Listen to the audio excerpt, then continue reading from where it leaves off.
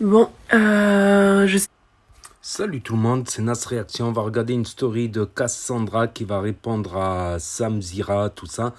Et après, qui s'embrouille avec Samzira et par rapport à Giovanni. Et après sa vidéo, par rapport à cette tromperie. Et après sa vidéo, je vous dirai mon avis. N'hésitez pas à mettre un pouce bleu et à vous abonner. Avec Giovanni et tout, il a fait des actions de fou, genre avec moi et tout, il m'a grave manqué de respect. Cassandra a manqué de respect aussi, elle m'a mal parlé. J'ai demandé à Giovanni de me défendre et de lui dire de s'excuser. Il n'a pas voulu, alors que moi, il m'appelait tout le temps dès qu'il tombait Cassandra pour le défendre. Moi, je le défendais à chaque fois. Lui, il n'a pas voulu me défendre. Du coup, j'ai dit, bah, t'es sûr de ce que tu veux faire et tout? Moi, j'ai dit, oui, je te défendrai pas. Du coup, bah, avec mes copines, on a fait un petit taf de toutes les tromperies qu'il a fait Giovanni, on l'a envoyé à Cassandra. Quand il ken dans une voiture. Ne m'envoyez à visiter les détails. Toulouse, Les détails. moi, oui, j'ai ken avec lui sur la villa et à Toulouse. Pas trop quoi vous dire. Je suis extrêmement, mais extrêmement gênée et j'ai très très honte de ce qui vient de se dire ce soir. J'ai d'ailleurs écrit à Samzira en lui disant de ne plus jamais m'identifier, que c'était ridicule de m'identifier sur des stories où je vois trois péloys en train de débattre, de donner leur avis, leur opinion sur des sujets auxquels qui ne les regardent pas, voilà, tout simplement. Je vais pas vous mentir, moi, ce genre de plateau, j'aime pas. Parce que on invite des personnes qui viennent débattre, donner, du coup, comme je disais, leur avis. Et c'est souvent sur des personnes qui ne connaissent même pas, qui n'ont jamais fréquenté et dont ils ne connaissent même pas l'histoire de leur vie, en fait. Et ça, j'ai du mal. Donc, je n'épiloguerai pas et je ne débattrai pas sur ce qui a été dit. Parce que je ne donnerai absolument pas crédit à des personnes qui m'ont bousillé la vie. Mais maintenant, vous savez tout. Et j'ai la haine de m'être tue pendant 1 an. Parce que on me menaçait. On me disait qu'en gros, si je l'ouvrais, si je racontais la vérité de ma relation et de ce qui se passait dans ma relation, j'étais pas une fille bien, que je pensais qu'au réseau, que je pensais qu'au voilà, que et nanana, mais si tu fais ça, t'es ridicule. En gros, voilà, vous connaissez très bien quand les personnes elles ont fait de la merde, elles vous empêchent de l'ouvrir et elles vous font du chantage, etc. Et quitte à vous faire perdre totalement confiance en vous. Et voilà. Et au final, je me suis tue pour que tout sorte. Aujourd'hui. Voilà, de la bouche de la personne avec qui la moitié des choses se sont passées. Donc maintenant, vous pouvez réaliser un petit peu l'ampleur des dégâts. Vous êtes au courant de tout. Sur les 50, j'avais plus ou moins dit certaines choses. J'avais fait comprendre qu'il y avait eu tromperie, etc. Parce que c'est vrai que tout le monde voyait mon ex comme un ange qui m'avait sauvée de ma relation passée. Au final, mon ex a été une personne qui a été pire que ma relation passée, puisqu'en plus, il connaissait mon passé, mais il s'est pas empêché de faire un remix en pire. Maintenant, vous avez tout vu, tout entendu. Vous savez à quel point ça a été sale, très sale, que je suis pas une menteuse. Mais par contre, je suis pas une tarée. Je suis pas une folle. J'ai jamais mal parlé à telle ou telle personne. Quand j'ai mal parlé, c'est parce qu'on m'envoyait des vidéos. Bref, je disais quand j'ai mal parlé, c'est parce qu'on m'envoyait des vidéos, qu'on me faisait du chantage, des menaces. Et donc au bout d'un moment, ouais, je parle mal. Je pense que j'ai été très patiente dans ma relation avec mon ex et du coup sa meilleure amie. Et à la fin, j'ai appris que du coup, toutes les fois où je faisais des soirées avec sa meilleure amie et donc mon ex, que je lui tenais les cheveux à elle pendant que sur le bateau elle était pas bien et que personne calculait qu'elle était pas bien et que moi je lui tenais les cheveux. Toutes les fois où je les ai laissés partir là en vacances, en week-end, en soirée et que je me doutais de rien et qu'en fait ils terminaient dans le lit ensemble le soir, je trouve pas ça très beau. Voilà. Et cette fille arrive quand même à me faire passer moi pour la folle là. Enfin à dire non mais elle est tarée. En fait, il serait grand temps d'arrêter de traiter les gens de tarés sous prétexte qu'en fait ces gens-là, on les trompe, on les salit, on les humilie parce que lui comme elle sont complètement en tort parce que elle se disait meilleure amie alors que elle couchait avec mon mec et elle se faisait copine avec moi et aujourd'hui elle est contente de raconter ça. Enfin bref, ça n'empêche pas que... voilà, maintenant tout est dit. J'ai même plus... Voilà, j'ai pas besoin d'épiloguer, vous avez tout vu. Je reçois des centaines de messages par rapport à Joe, en me disant que vous êtes tous choqués de ce que vous avez entendu ce soir.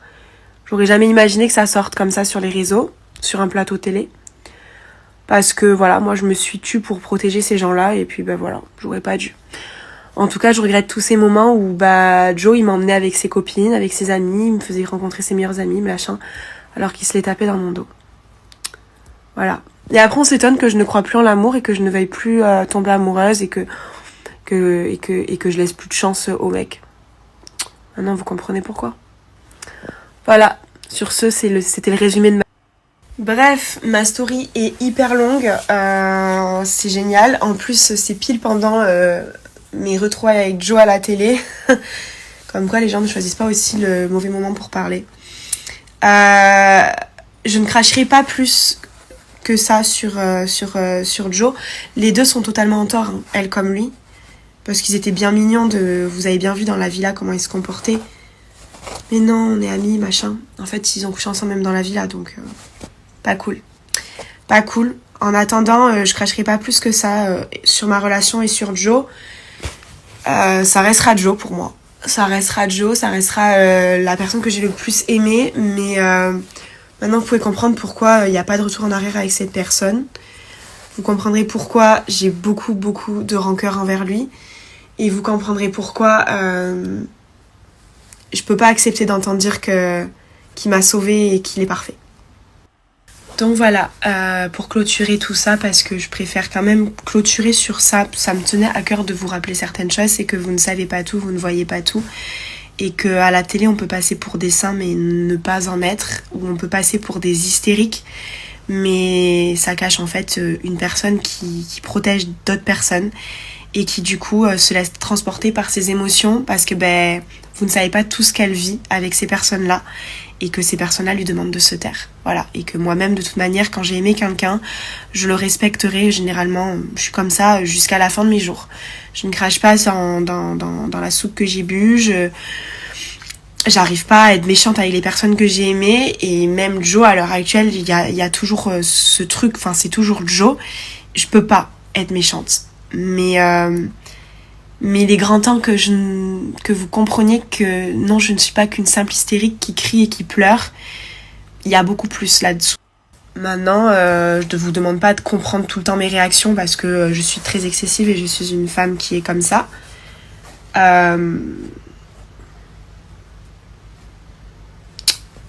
Mais toutes les fois où je craque, où je crie ou quoi, en fait, je dis jamais pourquoi.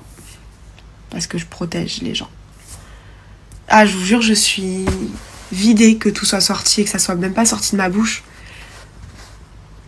Il n'y a rien de pire pour une femme que d'être avec une personne tout le temps, de fréquenter une personne en pensant que c'est vraiment une amie ou une pote ou la fille avec qui... En plus, je me confie à ces personnes tout le temps. Et en fait, votre mec, dans votre dos, il se les tape. C'est horrible. Voilà. Je demande même pas à ce que vous preniez parti de quoi que ce soit. Hein. Maintenant, tout est sorti, c'est comme ça. Je voudrais même pas que vous m'en parliez parce que je préfère même plus en parler et oublier tout. Et vous allez peut-être enfin comprendre pourquoi je ne fais pas d'interview, que je suis pas proche de beaucoup de blogueurs ou que je parle pas trop aux blogueurs, que je ferme ma bouche. Que voilà, je refuse tout ce qui est Aja, tout ce qui est si, tout ce qui est gossip, tout ce qui est gossip room, tout ça. Je fais rien. Pourtant, j'ai des amis journalistes, j'ai plein de personnes qui me proposent des choses tout le temps. Mais je ne fais rien parce que j'ai beaucoup de choses à dire et que je ne veux pas dire ces choses-là. J'ai attendu, vous vous rendez compte que ça fait 1 an que je ferme ma bouche. Et au final, ça sort de d'une personne qui m'a fait du mal au final et qui s'en vante avec le sourire alors que dans l'histoire, c'est horrible ce qu'elle a fait. C'est grave, c'est même malsain. Quand on regarde l'histoire de loin, c'est hyper malsain, c'est très malsain. Enfin, j'ai trop honte. J'ai l'impression d'être dans une cousinade, là, le truc. Donc voilà pourquoi je dis rien, voilà pourquoi, parce que je veux pas faire du mal autour de moi. Ce sera ma dernière story là-dessus. Et vous allez peut-être enfin... Donc voilà, c'était la story de Cassandra. Donc on apprend des choses, voilà, par rapport à Giovanni.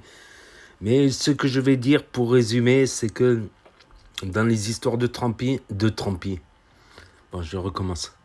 Dans les histoires de tromperie, on finit toujours par se tromper. Ma parole. Tôt ou tard, on le regrette. Des fois, on fait le con. On regrette des personnes qu'on a perdues parce que, voilà, à force des conneries et tout ça. Donc, on finit toujours par le regretter tôt ou tard, comme on dit.